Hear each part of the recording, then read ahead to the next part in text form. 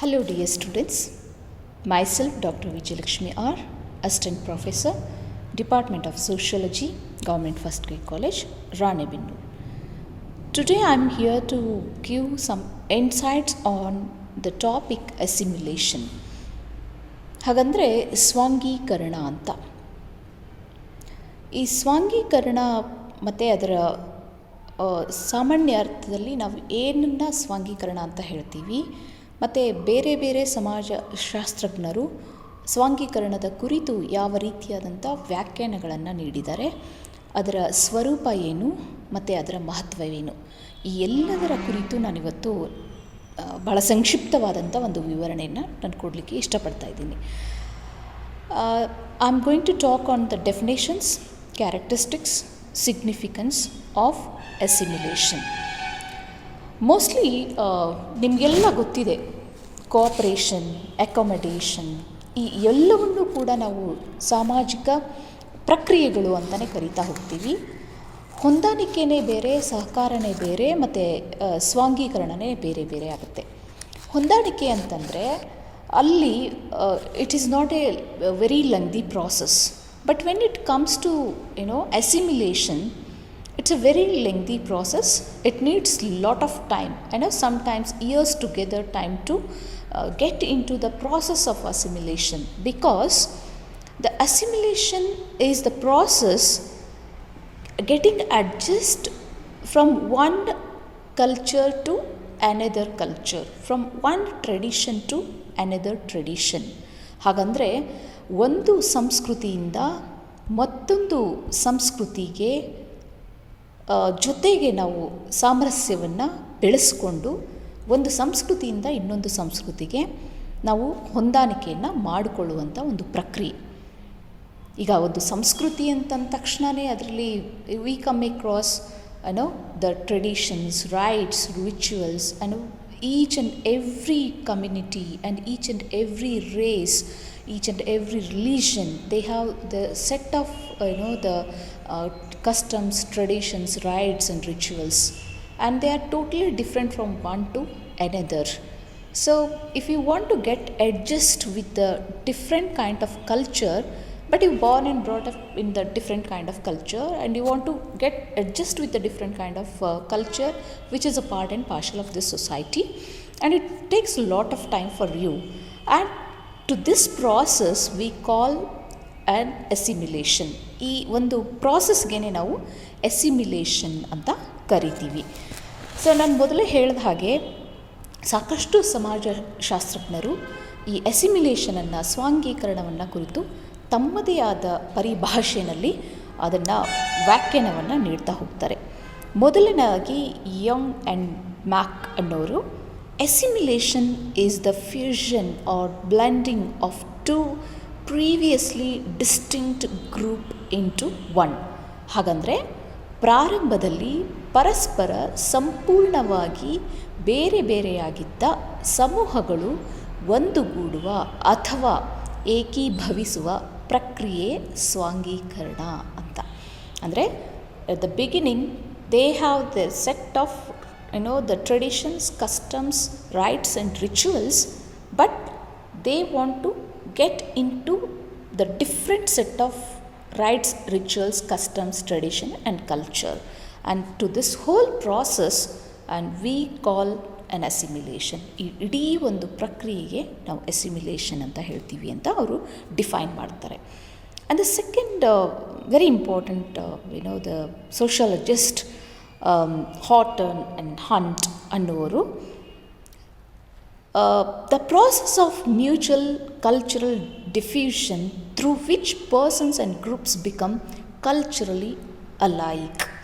ಸ್ವಾಂಗೀಕರಣವೆಂಬುದು ಪರಸ್ಪರ ಸಾಂಸ್ಕೃತಿಕ ಪ್ರಸರಣದ ಪ್ರಕ್ರಿಯೆಯಾಗಿದ್ದು, ಅದರ ಮೂಲಕ ವ್ಯಕ್ತಿಗಳು ಹಾಗೂ ಸಮೂಹಗಳು ಒಂದು ಸಾಮಾನ್ಯ ಸಂಸ್ಕೃತಿಯನ್ನು ಹಂಚಿಕೊಳ್ಳುವರು. The society we have, especially with respect to India, we have many religions and we have many castes, and again in the caste we have many subcastes, and again in the subcaste we have many communities and many races. And when we get into one community, the culture and tradition, rites and rituals are totally different comparatively to the other community. So this process really helps to have one general culture, one common culture. So ಇಡೀ ಒಂದು ಬೇರೆ ಬೇರೆ ಸಮುದಾಯಗಳ ಸಂಸ್ಕೃತಿಗಳು ಸಮೀಕರಿಸಿಕೊಂಡು ಒಂದಾಗಿ ಸಾಮಾನ್ಯ ಒಂದು ಸಂಸ್ಕೃತಿಯನ್ನು ಪಡ್ಕೊಳ್ಳೋದಕ್ಕೆ ಒಂದು ಸ್ವಾಂಗೀಕರಣ, ಎಸಿಮಿಲೇಷನ್ ಅಂತ ನಾವು ಹೇಳ್ತೀವಿ ಅಂತ ತುಂಬ ಬ್ರಾಡ್ ಆದಂಥ ಸೆನ್ಸಲ್ಲಿ ಅದನ್ನು ಡಿಫೈನ್ ಮಾಡ್ತಾ ಹೋಗ್ತಾರೆ. ಆ್ಯಂಡ್ ಅನದರ್ ಸೋಷಿಯಾಲಜಿಸ್ಟ್ಸ್, ಆರ್ಗನ್ and Nimkoff, assimilation is the process whereby individuals or groups once dissimilar become similar, that is, become identified in their interests and outlooks.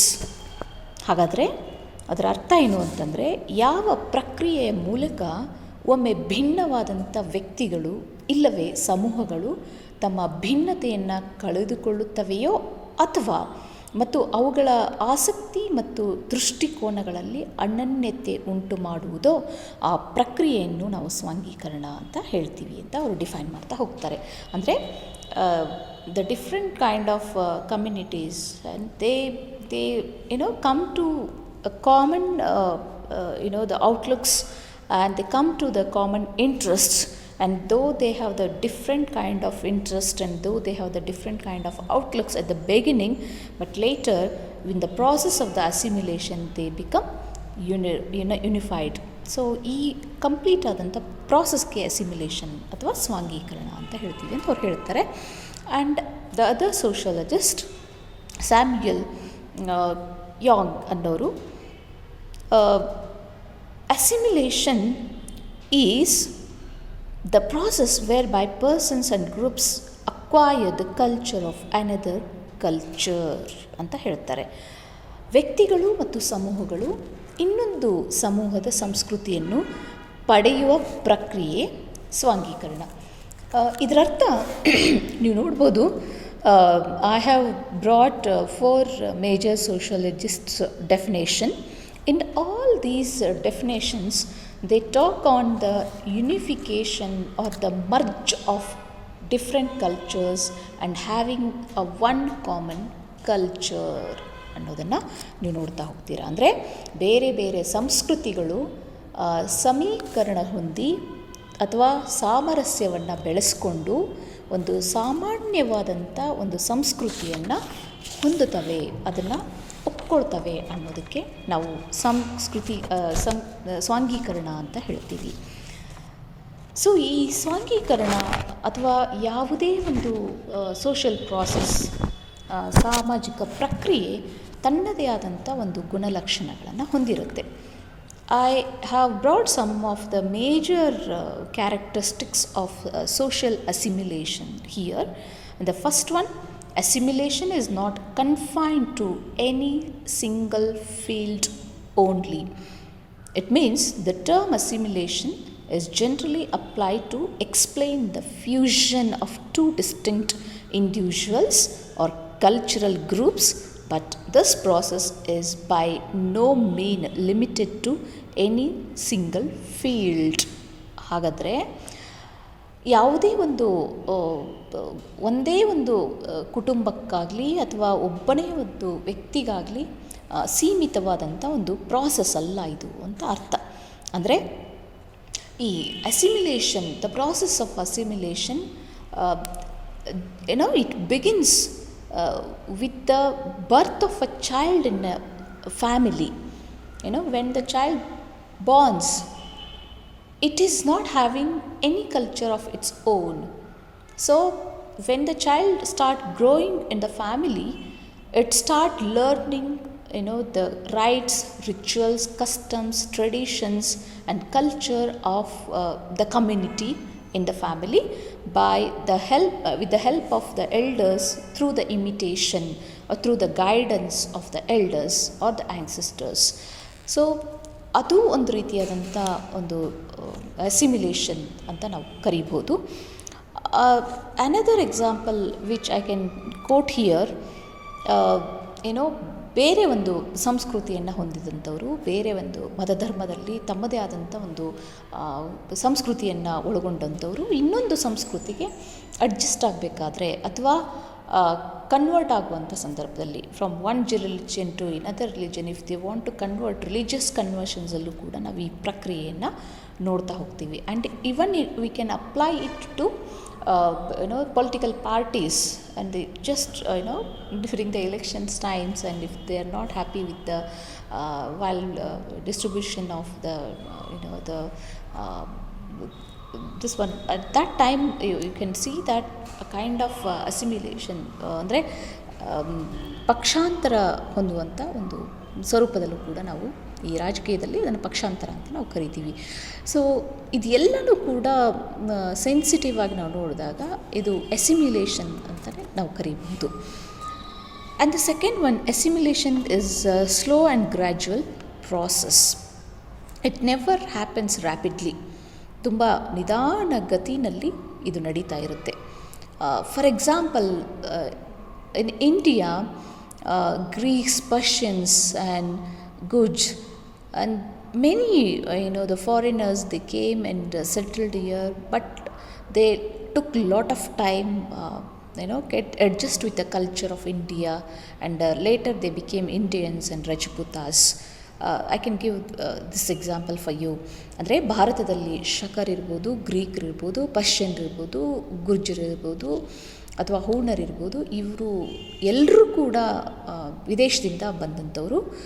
So ಇವರು ಭಾರತದಲ್ಲಿ, ಸ್ಪೆಷಲಿ ಉತ್ತರ ಭಾರತದಲ್ಲಿ ನೆಲೆ ನಿಂತಾಗ ಆ ಇಡೀ ಭಾರತದ ಒಂದು ಸಂಸ್ಕೃತಿಯನ್ನು ತಮ್ಮ ಸಂಸ್ಕೃತಿಯ ಜೊತೆಗೆ ಹೊಂದಿಸ್ಕೊಂಡು ನಂತರದಲ್ಲಿ ಅದನ್ನು ರಜಪೂತರಾಗ್ತಾರೆ, ಭಾರತೀಯರಾಗಿ ವಿಕಾಸವನ್ನು ಹೊಂದುತ್ತಾ ಬರ್ತಾರೆ. ಆದರೆ ಇಲ್ಲಿ process, in this process it never happens all of A ಸಡನ್ನಾಗಿ ನಡೆಯುವಂಥ ಒಂದು ಪ್ರಕ್ರಿಯೆ ಅಲ್ಲ ಇದು. ಅದಕ್ಕೆ ಅದರದೇ ಆದಂಥ ಸಾಕಷ್ಟು ಕಾಲಗತಿಯನ್ನು ನಾವು ನೋಡ್ತಾ ಬರ್ತೀವಿ. Assimilation need not be conscious process. ಅಂದರೆ ಕಾನ್ಷಿಯಸ್ ಪ್ರಾಸೆಸ್ ಭಾಳ ಪ್ರಜ್ಞಾಪೂರ್ವಕವಾಗಿ ನಡೆಯುವಂಥ ಒಂದು ಪ್ರಕ್ರಿಯೆ ಅಲ್ಲ ಇದು. So for example, in a family, when the child start learning the rites, rituals, customs and traditions of its community, it was not having that consciousness, I should get into this, ನಾನು ಇದನ್ನು ಪಾಲನೆ ಮಾಡಲೇಬೇಕು ಅನ್ನೋ ಒಂದು ದೊಡ್ಡದಾದಂಥ ಒಂದು ಕಾನ್ಷಿಯಸ್ನೆಸ್ಸನ್ನು ಹೊಂದಿ ಈ ಪ್ರಕ್ರಿಯೆಯಲ್ಲಿ ಅವರು ಒಳಗೊಂಡಿರೋದಿಲ್ಲ. ಇದು ಗ್ರ್ಯಾಜುವಲಿ ನಡೀತಾ ಇರುತ್ತೆ. ಪ್ಲಸ್ ಗೊತ್ತಿಲ್ಲದಂಗೆ ಒಂದು ಮಗು ತನ್ನ ಸಮುದಾಯದ ಅಥವಾ ತನ್ನ ಧರ್ಮದ ಒಂದು ಸಂಸ್ಕೃತಿಗೆ ತನ್ನನ್ನು ತಾನು ಹೊಂದಿಸ್ಕೊಂಡು ಹೋಗ್ತಾ ಇರುತ್ತೆ. ಸೊ ಆ ಅರ್ಥದಲ್ಲಿ ನಾವು ಈ ಒಂದು ಸಂಸ್ಕೃತಿ ಅಥವಾ ಸ್ವಾಂಗೀಕರಣ ಪ್ರಕ್ರಿಯೆ ಅನ್ನೋದು ಕಾನ್ಷಿಯಸ್ ಆಗಿ ನಡೆಯೋದಿಲ್ಲ ಅಂತ ನಾವು ಹೇಳ್ಬೋದು. Assimilation is a two-way process. In the process of assimilation, the cultural groups not only gives its practices but also receives some of the practices by the guest group. ಅಂದರೆ ಒಂದೇ ವೇನಲ್ಲಿ ನಡೆಯುವಂಥ ಒಂದು ಪ್ರಾಸೆಸ್ ಅಲ್ಲ. ಈಗ ಅಸಿಮಿಲೇಷನ್, ಸ್ವಾಂಗೀಕರಣ ಆಗಬೇಕು ಅಂತಂದರೆ ಒಂದೇ ಕಲ್ಚರಲ್ಲಿ ಅದು ನಡೀತಾ ಇತ್ತು ಅಂತಂದರೆ ಅದಕ್ಕೆ ನಾವು ಅಸಿಮಿಲೇಷನ್ ಅನ್ನೋದಿಲ್ಲ. And we call it as an accommodation. ಅದನ್ನು ನಾವು ಸಾಮಾಜಿಕ ಹೊಂದಾಣಿಕೆ ಅಂತ ಕರಿತೀವಿ ಹೊರತು ಸ್ವಾಂಗೀಕರಣ ಅಂತ ಕರೆಯೋಕ್ಕಾಗೋದಿಲ್ಲ. ಸ್ವಾಂಗೀಕರಣ ಅನ್ನೋದು ಯಾವಾಗ ಬರುತ್ತೆ? ಎರಡು ಬೇರೆ ಬೇರೆ ಸಂಸ್ಕೃತಿಗಳು ಸಮೀಕರಣಗೊಂಡಾಗ ನಡೆಯುವಂಥ ಒಂದು ಪ್ರಕ್ರಿಯೆ ಇದು. ಸೊ ಅಂದರೆ ಬೇರೆದೇ ಆದಂಥ ಕಲ್ಚರನ್ನು, ಬೇರೆದೇ ಆದಂಥ ಒಂದು ಪದ್ಧತಿಗಳನ್ನು, ರೀತಿ ರಿವಾಜುಗಳನ್ನು ಹೊಂದಿರುವಂಥ ಎರಡೂ ಸಂಸ್ಕೃತಿಗಳು ಸಮ್ಮಿಲನಗೊಂಡು ಹೊಂದಾಣಿಕೆಯನ್ನು ಬೆಳೆಸ್ಕೊಂಡು ಹೋಗುವಂಥ ಒಂದು ಪ್ರಕ್ರಿಯೆ ಇದು. ಸೊ ಹಾಗಾಗಿ ಇದು ಟೂ-ವೇ ಪ್ರಾಸೆಸ್ ಆಗಿರುತ್ತೆ. ಗಿವ್ ಆ್ಯಂಡ್ ಟೇಕ್ ಪಾಲಿಸಿ ಅಂತ ನಾವೇನು ಹೇಳ್ತೀವಲ್ಲ, ಬರೀ ತಗೊಳ್ಳೋದಷ್ಟೇ ಅಲ್ಲ, ರಿಸೀವ್ ಮಾಡ್ಕೊಳ್ಳೋದು ಅಲ್ಲಿ ನಡೀತಾ ಇರುತ್ತೆ. Assimilation is a permanent arrangement. ಸ್ಥಿತಿ ಇರುವಂಥ ಪರ್ಮನೆಂಟ್ ಅರೇಂಜ್ಮೆಂಟ್ ಅಂತ ನಾವು ಹೇಳ್ತೀವಿ.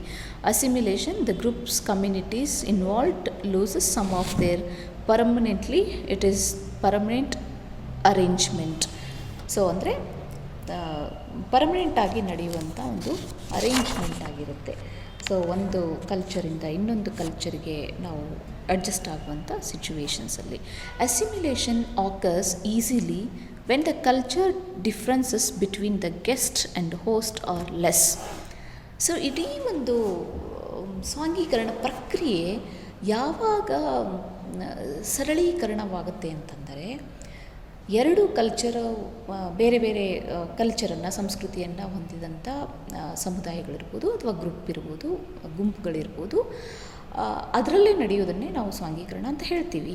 ಆದರೆ ಆ ಸ್ವಾಂಗೀಕರಣ ಪ್ರಕ್ರಿಯೆ ಯಾವಾಗ ಸರಳವಾಗಿ ನಡೆಯುತ್ತೆ ಅಂತಂದರೆ, ಅಲ್ಲಿ ಎರಡೂ ಗ್ರೂಪ್ಗಳಲ್ಲಿ ಒಂದು ಭಾಳ ಸರಳವಾದಂಥ ಒಂದು ಮತ್ತು ಈಸಿಯಾದಂಥ ಕಲ್ಚರಲ್ ಡಿಫ್ರೆನ್ಸಸ್ ಇದ್ದಾಗ, ಅಂದರೆ ಕಲ್ಚರಲ್ ಡಿಫ್ರೆನ್ಸಸ್ನ ನಾನು ಮೈನರ್ ಅಡ್ಜಸ್ಟ್ಮೆಂಟ್ ಅಂತ ಏನು ಹೇಳ್ತೀವಲ್ಲ, ಸ್ವಲ್ಪ ಹೊಂದಾಣಿಕೆ ಅಷ್ಟೇ ಅಂತ ಇದ್ದಾಗ ಈ ಸ್ವಾಂಗೀಕರಣ ಪ್ರಕ್ರಿಯೆ ಭಾಳ ವೇಗವಾಗಿ ನಡೆಯುತ್ತೆ ಅಂತ ನಾವು ಹೇಳ್ತೀವಿ.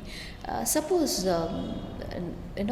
Very drastic, suppose they have very drastic differences in their practices and their rites and rituals and tradition, and obviously you can see that it needs a lot of time, it needs lot of adjustment ಅಂತ ನಾವು ಹೇಳ್ತೀವಿ. Social contact is an essential precondition for assimilation. Assimilation is the final product of social contact. If there is primary contact, then assimilation takes place naturally and more rapidly. The primary contact can be seen in family or in peer group. For primary contact, common language is indispensable. ಅಂದರೆ ಒಂದೇ ಭಾಷೆಯನ್ನು ಹೊಂದಿದಾಗ, ಏಕರೂಪ ಭಾಷೆ, ಏಕರೂಪ ಸಂಸ್ಕೃತಿನಲ್ಲೇ ಬೇರೆ ಬೇರೆ ಆದಂಥ ಸಣ್ಣ ಪುಟ್ಟದಾದಂಥ ಆಚರಣೆಗಳಲ್ಲಿ ಬದಲಾವಣೆಗಳು, ಹೀಗೆ ಇದ್ದಾಗ ಸ್ವಾಂಗೀಕರಣ ಭಾಳ ಬೇಗ ನಡೆಯುತ್ತೆ. ಅದು ಆಗಬೇಕು ಅಂತಂದರೆ ಮೊದಲು ಆ ಎರಡು ಗುಂಪುಗಳು, ಬೇರೆ ಬೇರೆ ಸಂಸ್ಕೃತಿಯನ್ನು ಹೊಂದಿದಂಥ ಎರಡು ಗುಂಪುಗಳು ಮಧ್ಯದಲ್ಲಿ ಒಂದು ಸಾಮಾಜಿಕ ಕಾಂಟ್ಯಾಕ್ಟ್ ಇರಬೇಕಾಗುತ್ತೆ. ಒಬ್ರಿಗೊಬ್ಬರು ಆ ಎರಡೂ ಕಲ್ಚರ್ ಬಗ್ಗೆ, ಈಗ for example in village you can see that Hindu Muslim they Hindu and Muslim family, they celebrate some of the festivals as common because it happens they have this kind of social contact, and this social contact leads them to have or to practice some of the the traditions and some of the festivals together.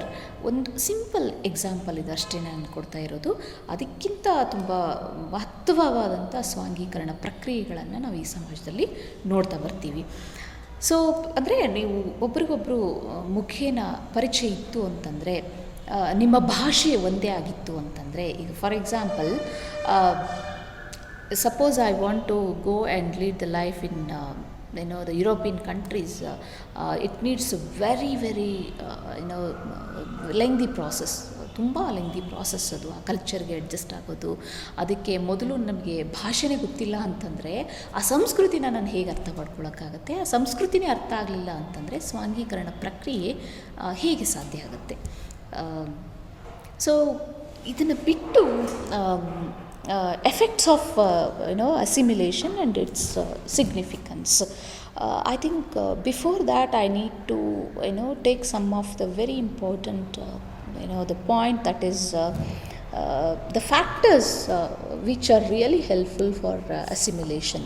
ಅಂದರೆ ಸ್ವಾಂಗೀಕರಣ ಪ್ರಕ್ರಿಯೆಗೆ ಯಾವ ರೀತಿಯಾದಂಥ ಅಂಶಗಳು ಸಹಕಾರಿಯಾಗ್ತವೆ ಅನ್ನೋದು ಭಾಳ important. ಅಂದರೆ ಮೊದಲು we should be very tolerant. ನಮಗೆ ಬಹಳ ಸಹನೆ ಇರಬೇಕಾಗತ್ತೆ. ಯಾಕಂದರೆ ನನ್ನದೇ ಆದಂಥ ಸಂಸ್ಕೃತಿನಲ್ಲಿ ನಾನು ಬೆಳೆದಿರ್ತೀನಿ, ನನ್ನದೇ ಆದಂಥ ರಿವಾಜುಗಳನ್ನು ನಾನು ಪ್ರಾಕ್ಟೀಸ್ಗಳನ್ನು ನಾನು ಮಾಡ್ತಾ ಬಂದಿರ್ತೀನಿ. ಇನ್ನೊಂದು ಕಲ್ಚರನ್ನು ನಾನು ಅರ್ಥ ಮಾಡ್ಕೋಬೇಕು ಅಂತಂದರೆ ನನಗೆ ಮೊದಲು ಟಾಲರೆನ್ಸ್ ಇರಬೇಕು, ಪೇಷನ್ಸ್ ಇರಬೇಕು, ತಾಳ್ಮೆ ಇರಬೇಕಾಗತ್ತೆ. ಅದರ ನಂತರ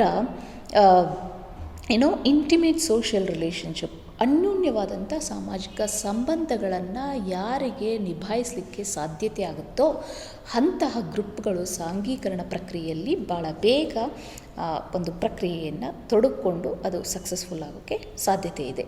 ಆ್ಯಂಡ್ ದೆನ್ ಇಂಟರ್ ಮ್ಯಾರೇಜ್, ವಿವಾಹ ಅಂತ ಏನು ಹೇಳ್ತೀವಲ್ಲ, intermarriage cases, intermarriage ಕೇಸಸ್ಗಳಲ್ಲೂ ಕೂಡ ಈ ಸಾಮಾಜಿಕ ಪ್ರಕ್ರಿಯೆ, ಸ್ವಾಂಗೀಕರಣ ಪ್ರಕ್ರಿಯೆ ಭಾಳ ಸ್ಮೂತಾಗಿ ರನ್ ಆಗುತ್ತೆ.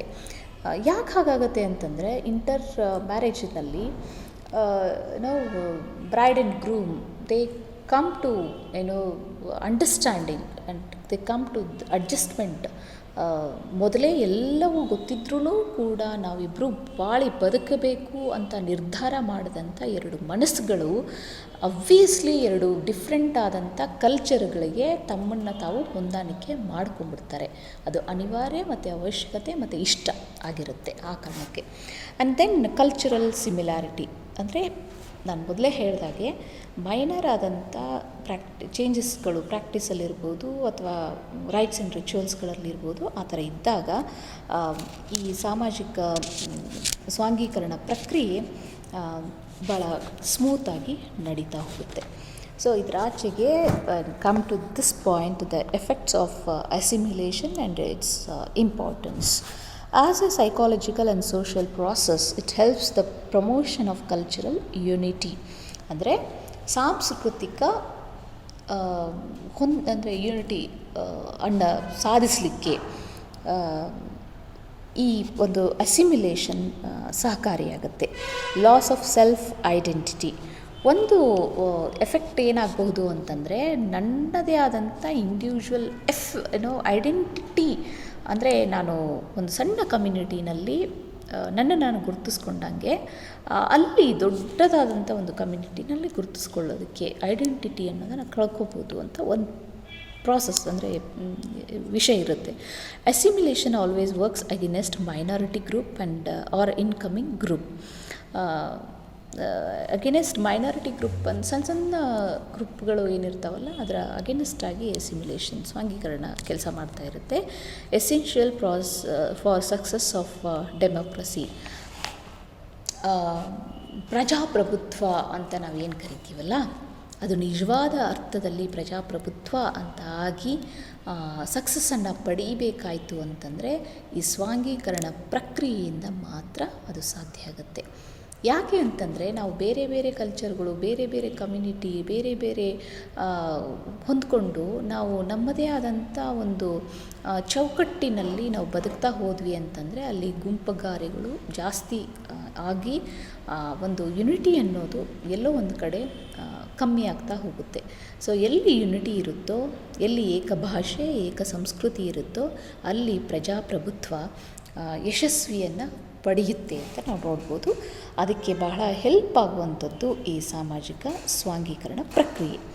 So in this way of assimilation has its own value in social process. ಈ ರೀತಿಯಾಗಿ ನಾವು ಇಡೀ ಒಂದು ಸಾಮಾಜಿಕ ಪ್ರಕ್ರಿಯೆಯಲ್ಲಿ ಸ್ವಾಂಗೀಕರಣ ಅನ್ನೋದು ಭಾಳ ಮಹತ್ವವಾದಂಥ ಒಂದು ಪಾತ್ರವನ್ನು ನಿರ್ವಹಿಸುತ್ತೆ ಅಂತ ಹೇಳ್ಬೋದು. ಸೊ ಇಷ್ಟು ಹೇಳಿ ನಾನು ಈ ಸ್ವಾಂಗೀಕರಣದ ಬಗ್ಗೆ ಒಂದು ಸಣ್ಣದಾದಂಥ ಇನ್ಫಾರ್ಮೇಷನನ್ನು ನಾನು ನಿಲ್ಲಿಸ್ತೀನಿ. ಸೊ ನಾನು ಈ ವಿಡಿಯೋದಲ್ಲಿ ನಿಮಗೆ ಎಲ್ಲ ನಂತರದ ಸ್ಲೈಡ್ಸ್ಗಳಲ್ಲಿ ಕ್ವೆಶನ್ಸ್ಗಳಿದ್ದಾವೆ, MCQ ಕ್ವೆಶನ್ಸ್ಗಳಿದ್ದಾವೆ. ಈ MCQ ಕ್ವೆಶನ್ಸ್ಗಳು ಬರೀ ನಿಮ್ಮ ಅಂಡರ್ ಗ್ರ್ಯಾಜುಯೇಷನ್ಗೆ ಪಾಯಿಂಟ್ ಆಫ್ ವ್ಯೂವಿಂದ ಹೆಲ್ಪ್ ಆಗಲಿಕ್ಕಿಲ್ಲ. ಅದರ ಆಚೆಗೆ ನೀವು ಯಾವುದೇ ರೀತಿಯಾದಂಥ ಕಾಂಪಿಟೇಟಿವ್ ಎಕ್ಸಾಮಿನೇಷನ್ಸ್ನ ತಗೊಳ್ಬೇಕು ಅಂತಂದ್ರೂ ಕೂಡ ಅಲ್ಲಿ ನಿಮಗೆ ಈ ರೀತಿಯಾದಂಥ ಆಬ್ಜೆಕ್ಟಿವ್ ಟೈಪ್ ಕ್ವೆಶನ್ಸ್ಗಳನ್ನು ಕೇಳ್ತಾರೆ. And they give 4 options to you. ಯಾರು ಭಾಳ ಡೀಪ್ ಸ್ಟಡಿ ಮಾಡ್ತಾರೋ ಅವರು ಮಾತ್ರ ಈ ಪ್ರಶ್ನೆಗಳಿಗೆ ಉತ್ತರನ ಹೇಳೋಕ್ಕೆ ಸಾಧ್ಯ. ನಾನು ಸುಮ್ಮನೆ ಸ್ಲೈಡ್ಸ್ನ ಮೂವ್ ಮಾಡ್ತಾ ಹೋಗ್ತೀನಿ, ನೀವು ಕ್ವೆಶನ್ಸ್ನ ಓದಿಕೊಂಡು ಅದರಲ್ಲಿ ಯಾವುದು ಆನ್ಸರ್ ಇರ್ಬೋದು ಅನ್ನೋದನ್ನು ನೀವು ಟಿಕ್ ಮಾಡ್ಕೊಳ್ಳೋಕ್ಕೆ ಪ್ರಾಕ್ಟೀಸ್ ಮಾಡ್ಕೊಳ್ಳಿ. Assimilation is a permanent arrangement, is one of characteristics of assimilation. Not agree, somewhat agree, agreed ಅಂತ ಇದೆ. ಅದಕ್ಕೆ ಯಾವ್ದು ಆನ್ಸರ್ ಆಗ್ಬೋದು ಅಂತ ನೀವು ನೋಡ್ಕೊಳ್ಳಿ. ಸೊ ಕೊನೆಯಲ್ಲಿ ನಾನು ಯಾವ ಬುಕ್ಕನ್ನು ನೀವು ರೆಫರ್ ಮಾಡಬಹುದು ಈ ಒಂದು ಸೋಷಿಯಲ್ ಪ್ರಾಸೆಸ್ ಮತ್ತು ಅದರಲ್ಲಿ ಅಸಿಮಿಲೇಷನ್ ಬಗ್ಗೆ ಇನ್ನೂ ಹೆಚ್ಚಿನಾಗಿ ನಾನು ತಿಳ್ಕೋಬೇಕು ಅಂತ ಅನ್ನೋದಕ್ಕೆ ನಾನು ಕೆಲವು ರೆಫರೆನ್ಸ್ ಬುಕ್ಸ್ನ ಇಲ್ಲಿ ಹಾಕಿದ್ದೀನಿ.